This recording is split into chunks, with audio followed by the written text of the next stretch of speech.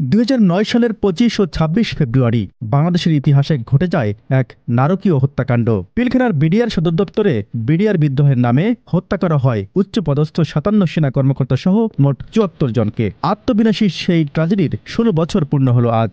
সংশ্লিষ্টরা বলছেন, হাসিনার আমলে সংঘটিত ওই হত্যাকাণ্ডের বিচার ভিন্ন দিকে প্রবাহিত করা হলেও ঘটনার প্রকৃত লক্ষ্য ছিল দেশের স্বাধীনতা ও সার্বভৌমত্বের বিনাশ সাধন।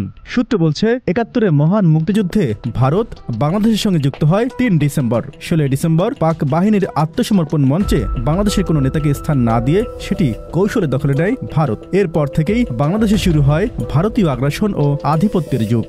৭৫-এর পট পরিবর্তনের পর বাংলাদেশের ক্ষমতায় আসে দেশপ্রেমিক জাতীয়তাবাদী শক্তি। এরপর স্বাধীনতা ও সার্বভৌমত্ব রক্ষার শপথ ছড়িয়ে পড়ে সীমান্তরক্ষী বাহিনী থেকে শুরু করে সেনাবাহিনীর ভেতর। খর্ব হতে থাকে ভারতীয় আধিপত্য।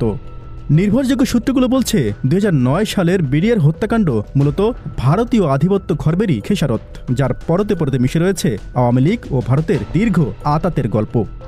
Z news, Dhaka.